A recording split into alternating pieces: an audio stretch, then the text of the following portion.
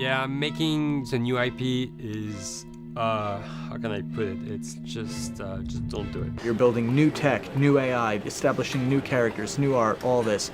You don't get to get that controller in your hand for like 6 months to a year. I'm like, okay, we're like trying to imagine what's gonna happen. Fast forward like 4 months, they don't do that at all, because it didn't work, right? You're gonna fail over and over again. We were probably a month away from giving up.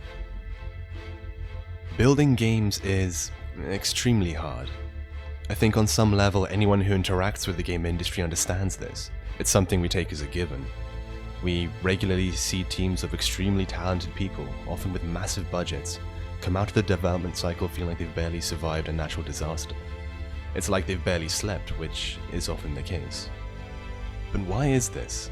The games industry has been around for decades and the market is worth more than $165 billion, which is worth more than the entire film industry.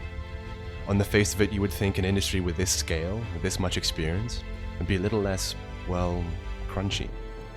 Why can't it function without the bugs, the delays, and the outright cancellations that we've become used to?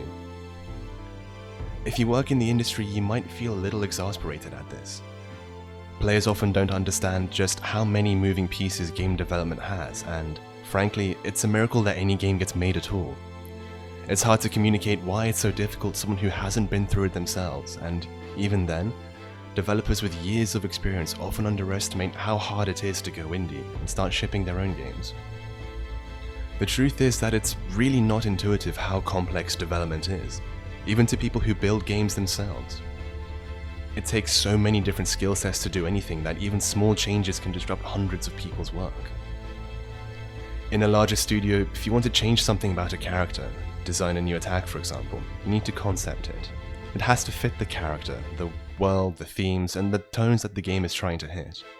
You need to animate it and sprinkle on some particle effects. You need to make sure it sounds right, and you might have to record new voice lines to do that. Hopefully the new attack doesn't break anything in the game's plot or its level design, or something more mechanical like its camera presets. From a gameplay perspective, you need to make sure it's balanced, that it's not too fast or too powerful, and that it doesn't lead to exploits or invalidate other playstyles. You need to run it through QA to make sure everything I just mentioned actually works, and that it's fun. It's almost impossible to isolate the various functions. The changes in one area necessitate changes in another in a way you can't always predict. It's very easy for one function to become blocked while another has work tickets piling up. This would be difficult enough with any software product, except in games the state of play changes so quickly. Every couple of years you have to adapt to new technologies, new game engines, new devices with better specs, and recently entirely new media like AR and VR. Developers say that it's like filming movies, except you had to build your own camera every single time you started. And each of these elements adds new layers of complexity, new known and unknown unknowns. Each new thing adds uncertainty because, as one interviewee in this Vice article pointed out, if you're trying to do something new, it means you're inherently unable to estimate it accurately. This makes it really hard to map a roadmap accurately, to budget, to know exactly what kinds of people you need and when you'll need them. Producing games often takes a surprising amount of risk tolerance. Everything we've discussed comes from a field called complex systems theory, which is usually applied to stuff like societies and ecosystems, but the inside of a studio can also be an incredibly complex system. This level of interdependence and uncertainty means that the product is quite likely to have an unexpected outcome like a bug or a crash, or be delayed. And it's not just the inside of the studio, the industry itself that a studio has to work in is its own system. A team could somehow build a world-class game on schedule, under budget, and it could still be subject to the whims of publishers, parent companies, storefronts, platforms, and regulators. This led to some of our favorite developers like Origin, Ensemble, and Pandemic closing up shop. Games like Star Wars 1313 getting cancelled extremely late in production. It's why CD Projekt considers staying independent one of its most important strategies, and why they could afford to put almost 200 hours of actual content in The Witcher 3. It's also why crowdfunding has become such a viable funding option and has already led to massive successes like Shovel Knight.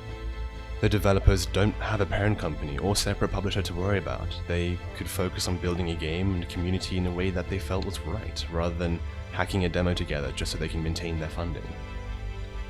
With so much complexity on the level of both the game and the studio and then the environment, it's a little incredible that the industry produces as much as it does. It also means that it's pretty much guaranteed that things won't always work out. In industrial and systems engineering, there's a smaller field called safety engineering, which is, funnily enough, about how to build safe things. It's about designing systems so that they keep working even if their individual components break. Now, in safety engineering, there's a fun and mildly concerning theory called normal accident theory. The sociologist Charles Perrow put it forward after the nuclear meltdown at 3 Mile Island. He suggested that complex systems with tightly coupled elements are almost guaranteed to break in some way. The technical and organizational parts of these systems and the interactions all increase the risk, and these systems are full of such risks. They're hard to predict, and they often start by looking quite insignificant.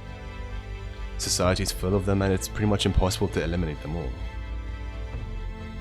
It's a useful lens for anyone curious about why, at a certain level of complexity, it's pretty much impossible to build a perfectly functional game. The good news is that we're not building nuclear reactors. Games can be iterated on, refactored, and patched. They can be as perfect as they need to be. When QA finds a bug, nobody dies. And this is common to any kind of art. Iterating and editing and improving is essential, even if it's draining and it looks bad on a balance sheet. It's partly why I see the delay in Cyberpunk 2077 as a positive.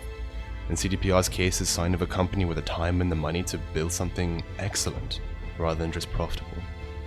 It's worth trying to understand just why it's so difficult, why developers seem to pay a pound of flesh every time they ship something. It means that we, the players, can make better decisions and support the right teams. It means that when we do play a masterpiece, we can appreciate it that much more.